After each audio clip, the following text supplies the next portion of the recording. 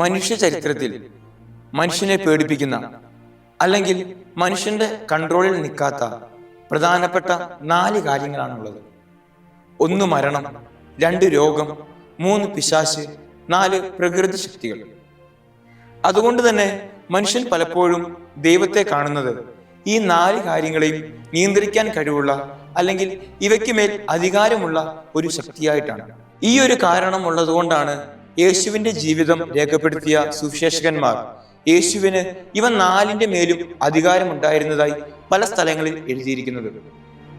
യേശു പിശാചിനെ പുറത്താക്കുന്നതായും, യേശു രോഗങ്ങൾ സുഖപ്പെടുത്തുന്നതായും, യേശു വെള്ളത്തിനു മീതെ നടക്കുന്നതായും, യേശു മരിച്ചവരെ ഉയർപ്പിക്കുന്നതായും നമ്മൾ പല സ്ഥലങ്ങളിൽ വായിച്ചു കേൾക്കുന്നുണ്ട്.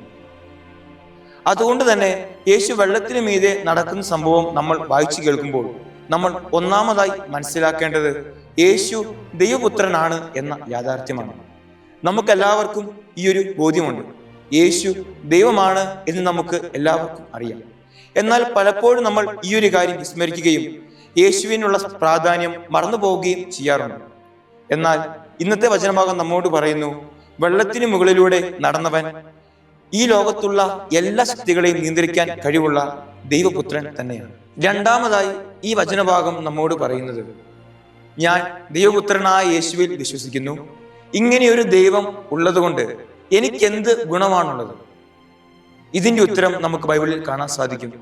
നമ്മുടെ ജീവിതത്തിലെ പ്രതിസന്ധികളിൽ നമ്മുടെ കൂടെയുള്ളവനാണ് നമ്മുടെ ദൈവം. അവന്റെ ശിഷ്യന്മാർ കടലിൽ കഷ്ടപ്പെടുമ്പോൾ അവൻ അവരോട് പറയുന്നത്, ഭയപ്പെടേണ്ട, ഞാൻ നിങ്ങളുടെ കൂടെയുണ്ട് എന്നാണ്. ഇവരോട് മാത്രമല്ല, അബ്രാഹത്തിന്റെ വിളി മുതൽ നീണ്ടു നിൽക്കുന്ന രക്ഷാകര ചരിത്രത്തിൽ നാം കാണുന്നത് നമ്മുടെ കൂടെയുള്ള ദൈവത്തിന്റെ കഥയാണ്.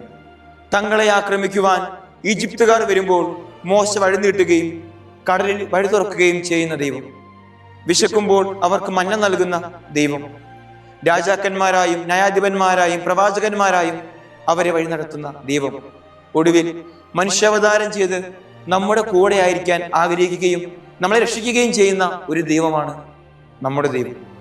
അതുകൊണ്ട് തന്നെ നമ്മുടെ കൂടെയുള്ള ഒരു ദൈവത്തെ പറ്റിയാണ് നമ്മൾ ഇന്നത്തെ വചനഭാഗത്ത് ധ്യാനിക്കുന്നത്. വളരെ രസകരമായിട്ടുള്ള ഒരു കഥയുണ്ട്. ഒരു കൊച്ച് അവന്റെ പിതാവിന്റെ കൈപിടിച്ച് നടക്കുമ്പോൾ പിതാവ് അവനോട് ചോദിക്കും, നിനക്ക് ഈ രാത്രി ഇങ്ങനെ നടക്കാൻ പേടിയില്ലേ? ആ കൊച്ചു പറയുന്ന ഉത്തരം ഇപ്രകാരമാണ്, രാത്രി എനിക്ക് നടക്കാൻ പേടിയാണ്, എനിക്കിരുട്ട് ഭയമാണ്, പക്ഷേ പപ്പ എൻ്റെ കൂടെയുള്ളത് കൊണ്ട് എനിക്ക് പേടി തോന്നുന്നേയില്ല. നമ്മുടെ വിശ്വാസവും ഇങ്ങനെയായിരിക്കണം. കാരണം പല കുറവുകളും പ്രലോഭനങ്ങളും പേടികളും നമുക്കുണ്ടാകും. പക്ഷേ ദൈവം കൂടെയുണ്ട് എന്ന കാരണത്താൽ നമുക്കവയെ അതിജീവിക്കാൻ സാധിക്കണം. വളരെ മനോഹരമായ മറ്റൊരു കാര്യം ഞാൻ ഇപ്പോൾ ഓർക്കുകയാണ്. ഒരാൾ എപ്പോഴും ദൈവത്തോട് പ്രാർത്ഥിക്കും, ദൈവമേ, അങ്ങ് എപ്പോഴും എൻ്റെ കൂടെ വേണം, എല്ലായ്പ്പോഴും എന്നെ സഹായിക്കണം. പക്ഷേ അയാൾ കുറച്ചുനാൾ ഒരു പ്രത്യേക സഹനത്തിലൂടെ കടന്നുപോയി. അദ്ദേഹത്തിന് വളരെ വിഷമമായി. അദ്ദേഹം കടൽ തീരത്തോട് നടക്കുമ്പോൾ ഒന്ന് തിരിഞ്ഞു നോക്കി. അവിടെ 2 പാദങ്ങൾ മാത്രമേ കാണാനുണ്ടായിരുന്നുള്ളൂ. അപ്പോൾ അദ്ദേഹം ദൈവത്തോട് ചോദിച്ചു, അങ്ങ് കൂടെ ഉണ്ടായിരുന്നെങ്കിൽ എനിക്ക് 4 പാദങ്ങൾ കാണാൻ സാധിക്കുമായിരുന്നല്ലോ, എന്തുകൊണ്ടാണ് ഞാൻ 2 പാദങ്ങൾ മാത്രം കാണുന്നത്? അപ്പോൾ യേശു അവനോട് പറഞ്ഞത് പ്രകാരമാണ്, നീ ആ കാണുന്ന പാദങ്ങൾ നിന്റെയല്ല, മറിച്ച് എന്റെയാണ്. നിന്റെ ആ വേദനയുടെ സമയങ്ങളിൽ ഞാൻ നിന്നെ എടുത്ത് എൻ്റെ തോളിൽ വഹിക്കുകയായിരുന്നു. അതുകൊണ്ട് ഞാൻ മാത്രമാണ് അപ്പോൾ നടന്നത്, നീ നിന്റെ ജീവിതത്തിൽ വിശ്രമിക്കുകയായിരുന്നു എന്ന്.